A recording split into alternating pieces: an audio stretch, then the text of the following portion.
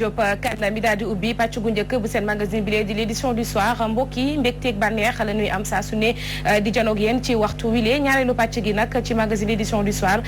dinañ ko doore ak ganu bés gi tey nag ñu fas yéene dalal ki lee di Tamba Danfara bokk ci front de résistance nationale ak moom daañu waxtaanee nag lépp lu jëm ci dialogue national bi ñu door niki weerub mai ba tey ak la ca tukkee dinañ ci ànd ak moom ci waxtaan wu yaatu buñ ca noppee tamit ñu ngi ci plateau bi ak Issa Tine ci rubrique vue du net moom yi tamit dina ñëw daal ñuy jukkal li gën a fës ci toile bi tey jilee ak ay commentaires yi nga xam ne toftal nañ ko ci daal di koy ndar képpee ak li nga xam ne moo di ëttu yéenekaay Afrique yi xëy fësal ñu fas yéene ko faram-fàccee ci l'édition du soir mbokki lii moo leen di xaar ci mënu tey bi léegi ñu daal di ko yaatal.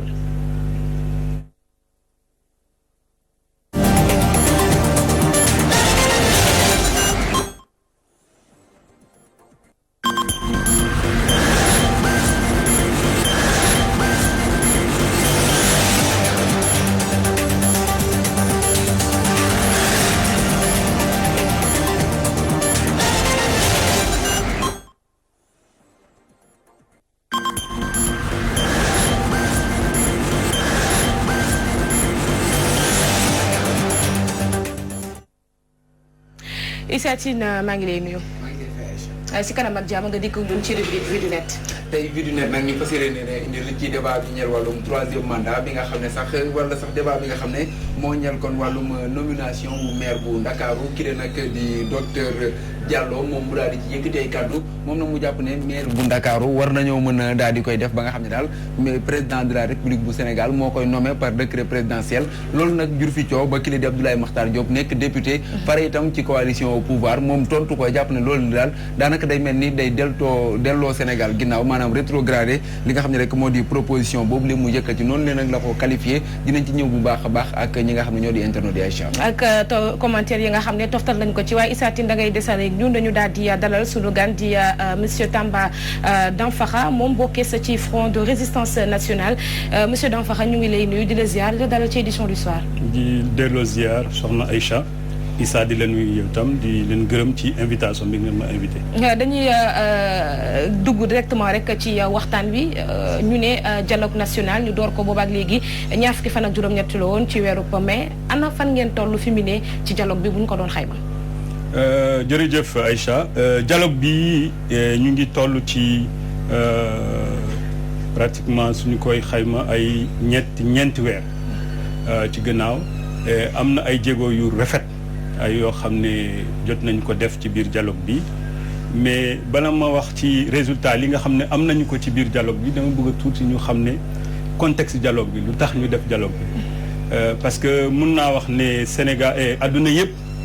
boo ràññee opposition yi nekk ci adduna yëpp opposition Sénégal moo nekk opposition la patriotique maanaam ku gën a bëgg réewam parce que depuis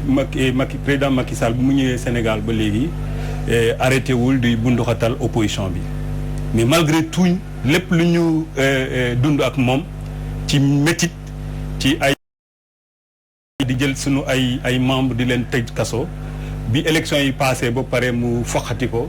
mu ne dafa bëgg waxtaan ak ñun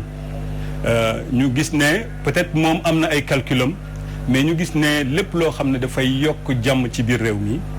ñun waa opposition comme dañoo bugg suñu réew mënuñu bañ a fekke ndaje boobu moo tax ñu dem wuy si ko bu ñu commencé ba léegi am na yoo xam ne am nañu ko parce que première chose yoo xam ne am nañu ko mooy ci njëlbeen dañu bëggoon ñu nekk ci keppaaru ministre de l'intérieur boobu ñafe nañu ba mu dindi ministre de l'intérieur léegi ñu dem ci dialogue national ci président Famara Ibrahima Sagna donc la première décision boo xam ne am nañu ko mooy juboo parce que bi ñu ñëwee ci dialogue bi parce que bu leen fàtte ne peut-être bi ñu ñëwee ci dialogue tout juste dañu waroon organiser ay élections locales donc bi ñu waxtaanee ba pare ñi bari ci ñun moo xam waa pouvoir la wala waa non aligné yi la ñoom nee nañu dañu bëgg ñu dax élections yi bi ñu xoolee situation bi parce que ñu lu ñu gën a soxla instant bi mooy nañu fexee ñu def élection boo xam ne du am benn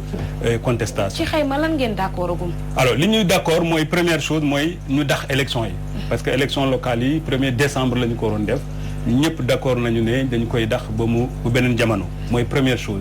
deuxième chose tam mooy loo xam ne ci affaire maire yi xam ngeen tàmmu njëkk ba bu ñu demee ci élection bu ñu élire conseillers yi ci la ñu soog a toog di voter kan mooy nekk maire. À partir du dialogue bi d'accord na ñun ñëpp ne à partir du moment kenn moo nekk ci bopp bi ki nekk ci bopp bi bu liste bi jaaree rek moom mooy nekk maire. donc loolu am na kii bu important la. moo xam maire la élection yi maanaam ñi nga xam ne ñooy askan bi ñu fal directement. voilà nañu xam kan mooy doon weer. duñu toog bu maire ñu voté benn liste ba pare. voilà di ko càmbar seen voilà parce que souvent loolu mooy am. da ngay voté Issa Tine mu dem mais après ñu kuu ko keneen jël place am. loolu la ñu bañ loolu commune Béré boobu la ñu dax. donc loolu mënutul nekk. su ñu amee kenn moo nekk ci bopp liste bi liste boobu passé moom mooy nekk maire. moo nekk tam président conseil régional et conseil départemental. ñaareel point boo xam ne am na solo mooy naka la ñu tànn conseillers yi buñ jël bu jëkk bi dañ daan am juróom benn fukki yi ay ci liste proportionnelle lay jógee. 45% yi ci liste majoritaire et 55% yi ci liste majoritaire ak 45% yi ci liste proportionnelle léegi dañ koy yemle léegi 50% la. c'est-à-dire que boo jëlee benn mairie boo xam ne téeméer nit ñoo fa nekk juróom fukki yi dañ jógee ci liste majoritaire juróom fukki jógee ci liste proportionnelle. donc loolu tam dafa doon loo xam ne c'est extrêmement important. ensuite ñu dem ba discuter fan yi am nañu tam juboo ci loolu. maanaam naka la ñu def pour parti politique yi ñu créer leen ak naka la ñu def tam pour que ku mu neex mu bañ a créer parti politique wala ñu am ay conditions yoo xam ne dañ leen teg loolu yëpp d'accord nañ ci loolu. loolu point yi d'accord point yi ngeen d'accord la waa Issa dafa mel ni yaa ngi bëgg a wax aussi ci ay ponk yoo xam ne d'accorduñ si. oui non pour le moment loolu amagul dafa am point yoo xam ne dafa xawoon jafe ñu bàyyi ko ba yeneen jamono comme par exemple affaire parrainage. comme par exemple affaire caution yi yooyu yëpp dañ ko bàyyi après parce que beneen point boo xam ne d'accord nañ ci mooy dañuy def li nga xam ne dañuy seetuwaat ak ñeneen yoo xam ne bokkuñu ci nguur gi bokkuñu ci ñun ñoom ñooy ñëw ay borom xam-xam ay borom ñi mun seen liggéey ñoom ñooy ñëw professionnel ñoom ñooy ñëw pour cette élection yi jaar lan moo amoon ci ay manquement loolu tam lu am solo la. donc waa pouvoir bi dañu ne par exemple dañuy xaar. ba sunu résultat enquête yooyu ñu def ko ba pare bu ñu defee enquête yooyu ba pare ñoom ñu soog a wax lan la ñu xalaat ci affaire parrainage ak yeneen débat yi mais pour le moment amagul benn point d'achoppement. amagul benn point d'achoppement mais tey li nga xam ne moom la ñu dégg mu di jongante yi nga xam ne Aly Ngouille Ndiaye wax na ko ne maanaam gën gaa sori ñaar fukki fan ak juróom-ñett ci weeru mars atum ñaar fukk ak benn mu di 2021 ci lañ ko war a amal mu di jongante yi ñuy tànnee ñiy jiite bopp moomelu réewum Sénégal ponk boobu ndax yéen a ngeen ci. waaw def nañu benn communiqué sax bu ñuy wax ne on prend acte maanaam dégg nañu ko. nekkul loo xam ne daf ñu bett parce que ñëpp xam nañu ne élection yi dañ ko dax. mais li nga xam ne moom la ñu rafetul ci biir ci doxalin ministre Aly Ngouille Ndiaye mooy sooy waxtaan ak say nawle mu am benn soppite boo xam ne da nga ko ci bëgg a yokk laaj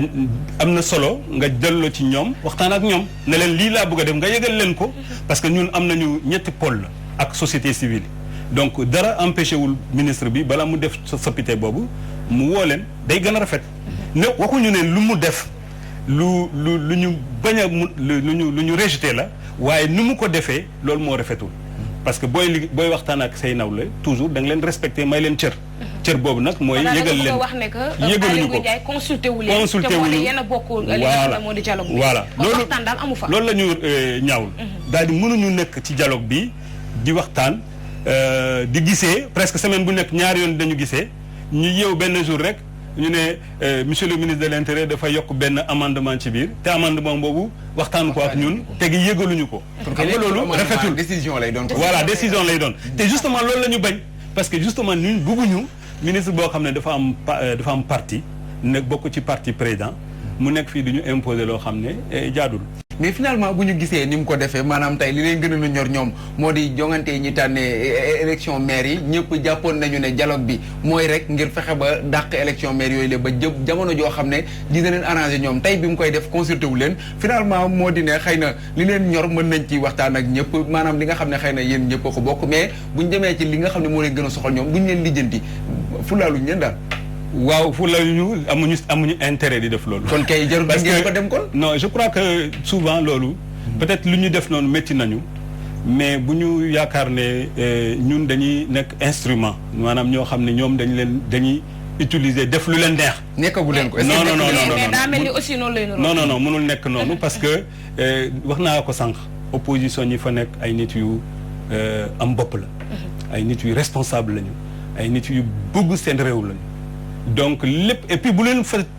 fa toujours que ñi nekk ci opposition léegi ñoom ñëpp nekkoon nañ ci nguur gi.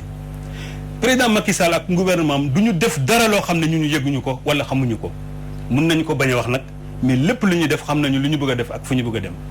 donc li ñu xam mooy instant bi li ñu def fii instant bi di waxtaan loolu la njëriñ réew mi nekk looloo tax ñu koy def. première chose njëriñ réew mi foofu la nekk.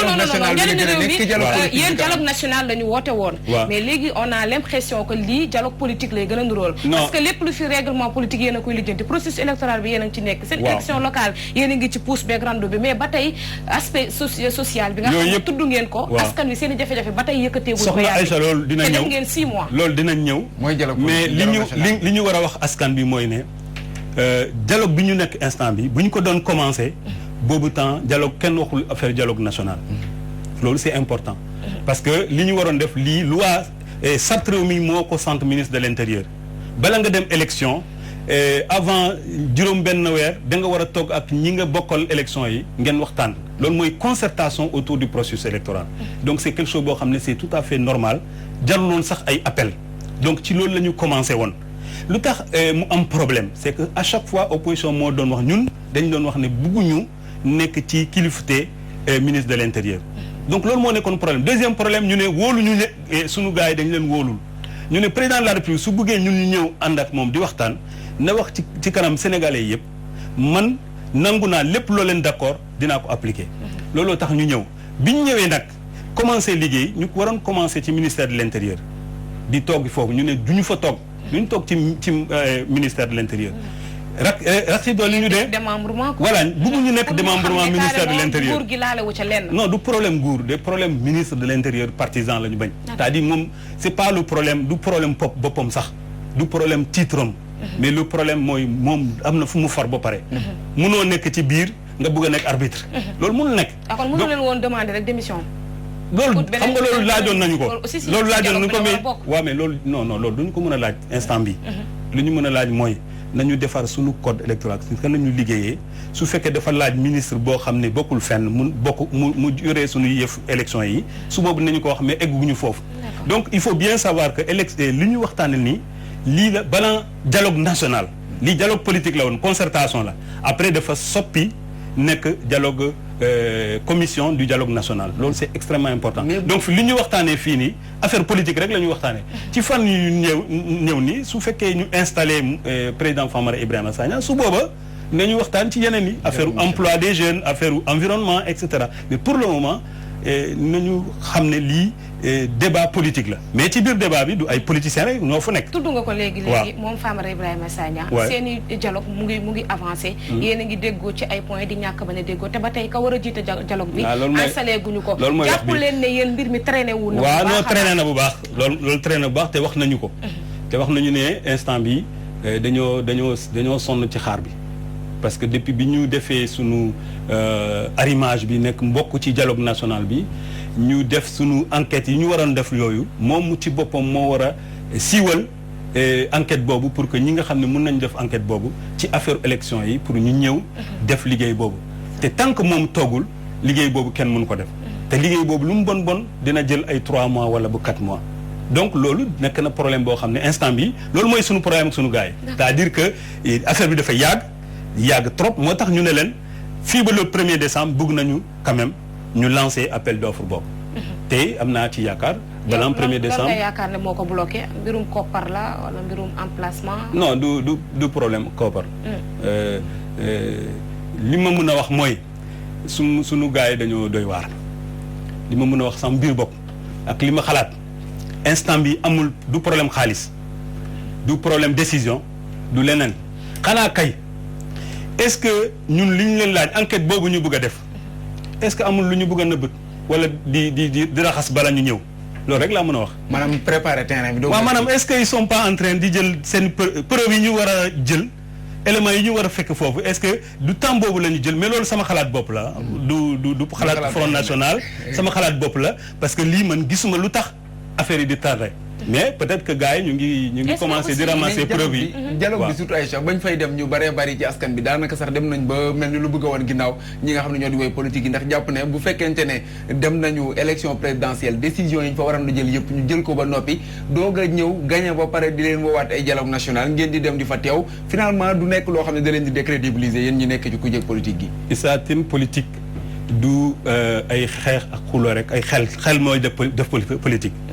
Sénégalais yi yëpp boo jëlee Sénégal yëpp ñi am salaire 300 000 la ñoom ñoo am salaire 8 millions yëpp ñu ngi dóor waar amuñu salaire ñoom seen liggéey dafa laaj jàmm su jàmm amul ci réew mi ñoom duñu mën a liggéey réew mi mënul avancer est-ce que ñun dañuy xool suñu bopp rek en disant que léegi dañuy seet suñu bopp kontaanuñu ci Macky Sall donc dañu bañ a dem ci waxtaan boobu mu woote te waxtaan boobu mën na yokk jàmm ci réew mi te ñun li ñu choisir il faut pas oublier ñun ay parti ci dëkk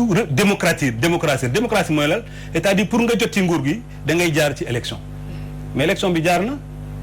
lu tax ñu nekk fii di def leneen lu dul waxtaan suñu mënee waxtaan ak Macky Sall président Macky Sall dinañu waxtaan ak moom mais suñu mënul waxtaan ak moom suñu amul beneen pexe ñu am beneen ñu def li ñu war a def mais tant que ñu ngi am pexe di ñuy waxtaan ak moom ba ñu dem ba sës nag. mais bu ñu gisee ponk yu gën a bari yu nga xam ne moom ngeen doon waxtaane daanaka wàllum fal mu di élection directe yoo xam ne suffrage universel direct boo xam ne moom la ñu amal ci maire yi boobu lañ mën a jàpp ci ponk boo xam ne soxla na askan wi yëpp boo xam ne d'accord nañ ci te xëy na lu ñu yàggan di yuuxu la mais bu fekkente ne wàllum parrainage bi nga xam ne moom lañ fi tegoon amagul benn déggoo bu ci am bi ñu bëggee randal élection yi randal nañ ko ci nu mu leen neexee bi ñu bëggee jàpp itam dat ba léegi gisaguñ sax benn app boo xam ne wax nañ ko ne ci la ñu amal jongante yi finalement est-ce que na amati njëriñ ñuy taxaw di waxtaan mais ñu bañ a yàkkamti yëf yi ñuy def lii dafa laaj temps bu leen fàtte fu ñu jógee dañuy jógee ci situation boo xam ne am na ñaari ponkal opposition yi ñu tëj kaso ci dara Nations Unies wax na ko CEDEAO wax na ko li ngeen tëjee Karim Wade du yoon li ngeen tëjee Khalifa Sall du yoon ci situation boobu la ñu jógee donc c'est extrêmement important li ñu def nii dafay laaj temps il faut que ñu woote dialogue bi ngir tijji leen ngir buñ leen tijjee am lay boo xam ne justement ci loolu man laa bëggoon wax Issa laal ko léegi bu ñu ko jàngatee noonu dafa mel ni que dialogue bi dañu koo tëroon donc ngir def ko aspect politique lijjanti ko politiquement def ci seen i deal politiquement après basta damay jël benn exemple pour ñu comprendre bu baax li ñu def ni du faux c'est loo xam ne ça concerne les 15 millions de Sénégalais Sénégal am na pétrole Sénégal am na gaz ñi nga xam ne dañuy ñëw fii pour jot ci gaz boobu wala ci pétrole boobu bu ñu toogee kontaanu lu ñu def dañuy jaar ci ñi nga xam ne dañuy jaar ci ay sénégalais pour xeex yeneen sénégalais yi est-ce que ñun war nañu mën a nangu loolu man damaa bëgg a jot ci réew mi benn jour pour jiite réew mi man ak samay morom en tant que opposant mais bëgguma fekk dëkk boo xam ne dafa toj dëkk boo xam ne dafa am deret dëkk boo xam ne dafa jaxaso donc il faut pas avoir ay benn point par point yi ñuy def du yooyu mooy dialogue bi dafay installer benn ambiance ci dëkk bi nga xam ne dafay permettre dëkk bi nit yi gën a soudé loolu am na solo c'est-à-dire que souvent dañuy bëgg a jël par point du loolu mooy dialogue mooy ambiance bi ñu créer dynamique bi ñu créer ci biir réew mi pour permettre que nit yi seen xel dal pour ñu mën a liggéey ci biir réew mi pour que confiance bi wóolute bi war a am diggante homme politique yi mu am. loolu mooy ah du ma ne du ngir ndaxaate daal. non loolu mënul nekk parce que kan ngay nax ki nga xam ne da nga ko ëpp doole wala xam-xam Macky Sall ak ñooñam ëpp ñu doole ëpp ñu xam-xam doole bi ñu bu ñu dal suñu kaw souvent mooy doole ñëpp mooy police mooy gendarmerie te ñoom moomuñu ko. mais su fekkee ñoom dongal ak ñun ëpp ñu doole ëpp ñu xam-xam donc ñoom mënuñu manipuler. léegi waa opposition. opposition kenn mënu ko manipuler fii. léegi pour jeexal wax nga ko léegi front de résistance ñëpp xam ne ci opposition bi la bokk. kon bu ñu nee opposition bi dem na ci dialogue bi askan wi ñu ngi yaakaar ne xëy na dinañ fa jukki seen i góomu xol lan la front de résistance fas yéene def ngir askan wi xam ne yéen teewal nga leen dialogue bi te ñoom sentir nañ ko ci seen nekkin. waaw loolu laa wax sànq déjà indi jàmm bi am ci réew mi loolu c'est extrêmement important. man damay voyager souvent. jàmm rek dundalul doomi aadama de. su amul nag dara du am. waaw nañ ko su amul nag dara du am mooy benn ñaareel bi. mooy su fekkee ñun am na xeex yu bari ñu koy def ci mbedd bi ñu régler ko ci réunion ci salle kon suñu génne foofu wala ñu dem ci mbedd yi fa la ñu dem di dem suñu bureau yi di préparer suba ëllëg bu ñu egg jotee ci réew mi ñu am jot pour préparer suñu bopp pour mun a jot ci réew mi ci jàmm ak salaam. loolu mooy wax bi. donc il faut bien comprendre que askan bi du politiciens yi ñooy dundal askan. politiciens lu ñu def mooy créer ambiance toujours loolu dama koy wax nit yi pour ñu comprendre ko. c'est par ay symbole la. est-ce que dundee ay misaal la est-ce que dundee ñu leen finalement politiciens au lieu que ñu dundal askan bi di leen dundee. waaw loolu am na mais looloo tax justement ay ñu mel ni ñun ñu nekk ci opposition. parce que su fekkoon li ñu lekk dong la wala dund ci kaw askan bi la ñun ñëpp dinañu bokk ci nguur gi tey su ma nee damay bokk ci Macky Sall xëy na am na tuuti valeur dina ma jël Idrissa Seck bu nee tey damay dem ci bokk ci Macky Sall dina ko jël lu tax defuñu ko ñi nekk opposition yi lépp lu tax demuñu ci pouvoir bi parce que peut-être ni ñu doxalee réew mi du noonu. mais nguur gi fi nekk comme ni nga ko waxee ci wàllum doxalinu réew gis nañ jamono ji jéego yoo xam ne mi ngi koy teg rawatina ay projet BRT ak yeneen yu ni mel yéen ñu fare ci ku jëg politique gi di ngeen ko apprécier kon positivement. lépp loo xam ne day yombal dundu askan bi opposition daf koy rafetal waaye nag du sunu liggéey. BRT bi rafet na non dama leen expliquer rek. c'est-à-dire d'abord loolu papier dong la bàyyil ba mu am. xam nga autoroute à péage bi am na lu ñu waxul ci autoroute à péage baax na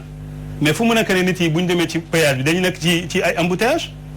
est-ce que problème mobilité urbaine ci Dakar réglé na ñaata milliards la ñu dugal ci autoroute yi est-ce que réglé na problème yi homme politique gouvernement liggéeyam nekkul di indi ay milliards liggéeyam mooy dindi résoudre ay problèmes lan mooy jafe-jafe askan bi lekk naan santé faju ak déplacement te loolu amul donc je veux dire que à partir du moment où aujourd'hui gouvernement bi réglé wul benn problème boobu man du ma wax ne gouvernement bi lu muy def rafet na pour loolu man gis naa ay kayit moom kon léegi li nga bëgg a wax mooy lenn rek xamuñu priorité loolu mooy wax bi d'accord te loolu si vous voulez en tant qu'opposition pour ñu mën a am jot nag pour ñu defal suñu bopp pour que suba bu ñu ñëwee ci place boobu ñu bañ a nekk comme ñoom il faut que ñu préparer wu pour ñu préparer nag il faut que jàmm am diggante ñoom ak ñun ci askan bi loolu mooy intérêt askan bi c'est-à-dire que su ma naree toog 3 ans wala 4 ans nekk war nekk président su ma naree wàcc ci tali bi tous les jours pour yuux jot boobu du ma am damay sonn tellement que du ma nekk fii di gëstu di am samay plan suba su ma ñëwee damay def comme ñoom rek xam naa waxtu bi dab nañu waaye li ñu la bëgg laaj rek mooy bu ñu gisee li fi jaar yëpp ni nguur gi di doxee durant bi mu toogee 2012 ba léegi ak bi mu amaatee deuxième mandat bi fañ jaar ci élection yi est-ce que tey am ngeen yaakaar ci ñoom que ni la ngeen di séntu ca dialogue ba dina ci am. ñun lu ñu séntu ci dialogue bi ñaar yëf dong la premièrement mooy askan bi politiciens yi opposition dafa am ay droit ci biir dëkk bi droit yooyu dañ ko war a sàmm. président de la république dafa war a sàmm droit yooyu parce que loolu tax ñu teg ko fii ci kaw réew ci bopp réew mi maanaam sunu droit daf ko war a sàmm. donc loolu ça c'est la première chose lépp loo xam ne yoon may nañu ko kenn waruñu ko tere donc loolu première chose la deuxième chose mooy suñu mënee fexe ba mu may ñu jàmm nañu ko may jàmm mu liggéey. mu may ñu jàmm nañ ko may jàmm mu liggéey loolu suñu ko amee rek li ci des xeex la ci biir terrain bi. wóolu ngeen leen daal monsieur Tamba wóolu ñu leen. ñu ngi lay jaajëfal. merci jërëjëf dinañ am occasion daal di ko yaatal ci kàllaame nasaraan waaye da ngay descendre ñun léegi ñu gunge Issa Tine ci rubrique Vue du Net.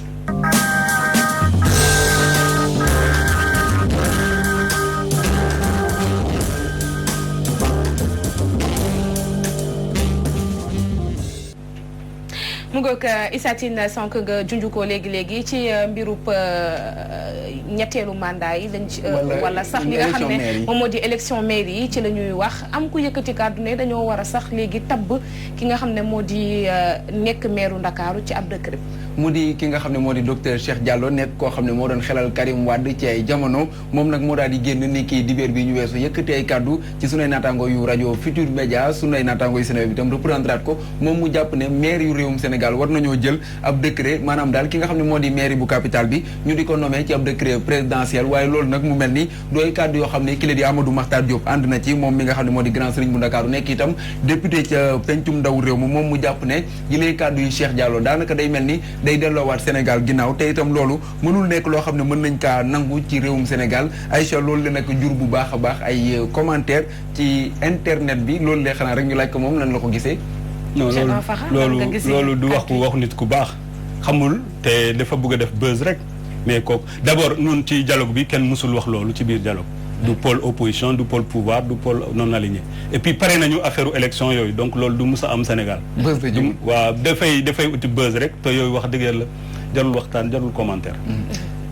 jarul commentaire am na ñu ci commentaire bien sûr ñi ci commentaire ñu daal di ciy ñëw mu di rek ki nga xam ne moo di Seydi Ababacar Ndiaye moom mu yëkkati ay kàddu mu ne nag moom ànd na ci kàddu yi nga xam ne moom la ñuy yëkkati te itam dafa mel ni sax ñi nga xam ne ñooy bëgg lii di fauteuil présidentiel saa su nga xam ne rek ci la ñuy yëkkati seen ay kàddu ñoom dañuy fàtte maire yi te itam maire yi ci mbir mi la ñu bokk te loolu war nañoo xoolaat bu baax a baax ni nga xam ne noonu lañ koy càmbare keneen yëkkati ci ay kàddu mu di Antoine Mendy moom mu ne nag ànd na ci te itam war nañoo xool naka la ñuy def ba mën di tànn ñi nga xam ne ñooy jiite réewum Sénégal Mamadou Sène moom it mu yëkkati ay kàddu mu ne daal li nga xam ne moom la ki lay docteur Cheikh Diallo wax dafa nekk ay kàddu yoo xam ne intellectuel moo ko yëkkati te itam am na droit wax ci situation réew mi waaye nag moom mi nga xam ne moo di Mamadou Sène àndul ci mbir yi ndax dafa jàpp ne daal lii nekk na loo xam ne rek àndul sax ak acte 3 de la décentralisation El Hadji Mansour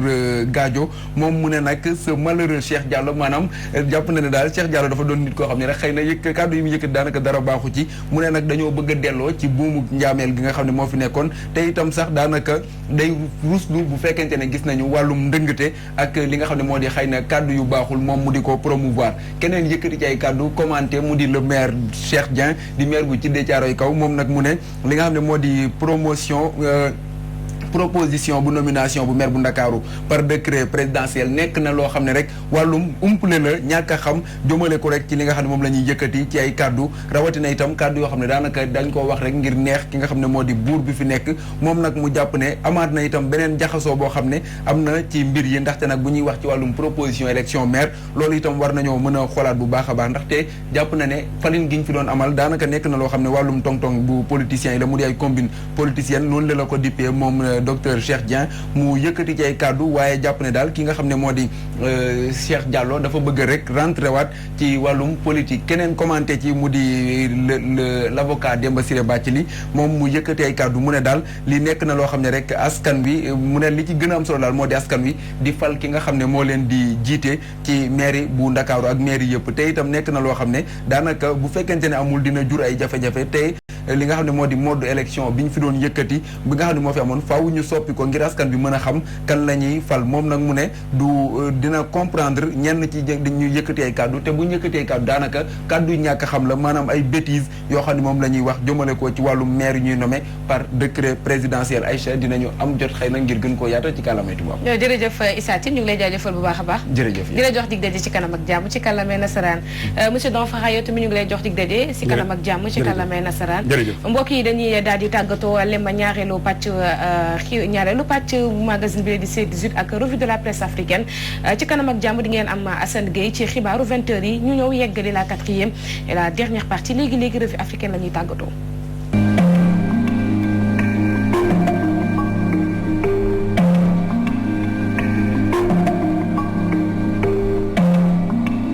Walfnet la ñuy dooree ëttu yéenekaay Afrique yi ñoom ñi xëy ak kàddu yi doyen Mody Niang mi daal di yëkkati ni mësta gëm kàddu yi njiitu réew mi Macky Sall ci jamono joo xam ne débat ci lu ñeel ñetteelu mandat am déet bu njiitu réew mi ñu ngi koy tudd te jamono ji mu ngi ci tuñu ñëpp moom Mody Niang ni déception dëgg la am ci manière bi nga xam ne noonu la njiitu réew Macky Sall di doxalee jamono jilee te moom sax muy xam ne déception boobu nga am dooreewul ci Macky Sall waaye ca Senghor jaaree ko ci Abdou Diouf ba ci Abdoulaye Wade koo laal rek daanaka mook morom ba benn lañu si say neuf ci jamonoy Abdoulaye Wade sax amoon na tuuti yaakaar ni askan wi dinañu daal di gindeeku ci bile wàll waaye tey la wàllu gën a aay ndax dikkub Macky Sall mi topp ci tànki Abdoulaye Wade ba fi mu ne politique yi ñuy def lépp dafa salfaañoo ay coppite ci wàllu politique mënaguñu koo jàngat fi mu ne ci réew Sénégal waaye itamit di méttitlu kàddu yu ñetti réew Macky Sall yi nga xam ne du ko respecté saa su ne ci diggante mag askan wi di jël ay kàddoom di ko teg ba pare di ko sànni ci ginnaawam loolee du taxawaayum njiit Dakaractu.com moom xëy dem Popenguine ak askan bi nga xam ne ñu ngay wëy di wàcc ci mbedd mi amal doxim ñaxtu ni duñu seetaan benn yoon ñu jël seenub suuf di ko caxasee lañ ci mën a jàpp ni mooy tey si suba rek amal nañu ab doxum ñaxtu ci diggante Popenguine jàpp Ndayane askan wi nekk ca place publique ba amal ab doxu ñaxtu gu yaatu ni duñu seetaan ay doomi aadama yoo xam ne dañoo làqutu ci ginnaaw yi autorité ngir di jël seenub suuf liñ ci mën a jàpp ni mooy askan wi ñu ngay sàkku ñu bañ a salfaañe lu toll ci junni ak ñaari téeméeri hectares yoo xam ne nii ca leen doon bayee di fa dundalee seenub njaboot waaye nag di xam le ne bu fekkente ne projet bi taxaw na ñoom pare nañu pour jox leen juróom benn téeméeri hectares waaye junni ak ñett téeméeri hectares du lu ñuy mën Dakar ak Tudes ba tey ci wàllu wi ne chiffres yi nga xam ne jot nañu koo tëral wute na ak loolu la askan wi biral tax itamit coow des ci ñoom askan wi nag leen rek la ñuy sàkku mooy njiitu réew Macky Sall yéey yàbbi ci biir wàll ndëgëm moo àddu woon ne dafa ragal loolu coowal suuf ndax mën na nekk source de conflit ci réew Sénégal marche ba nag ñu ngi ko jeexalee ca mairie bu Popenguine Ndayane gannaaw yi ñaxtu askan wi lee nettali.com dem ba Touba fas yéene ñoo nettali la xew ca kërub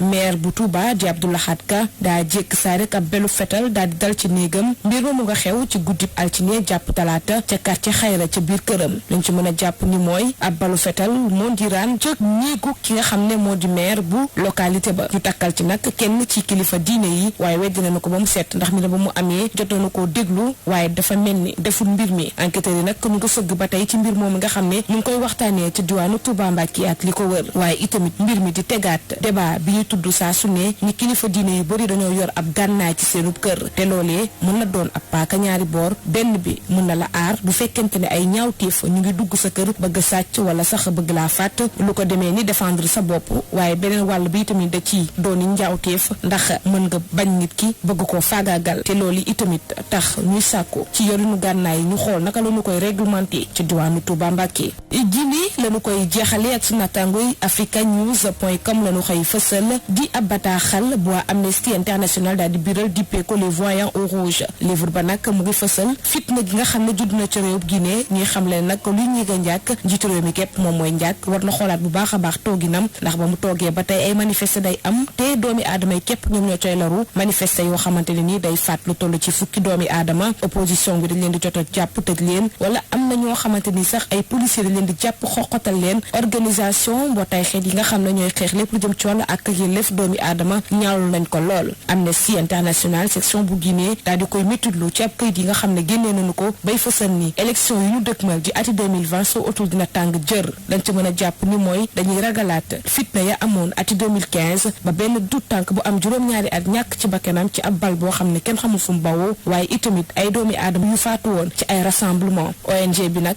fi mu ne lëkkaloo nag ñetti membre ngir ñu bañ a jël itamit armée bi di koy xeexee ndax loolee mën na indil gàllankoor nekk nu askan wi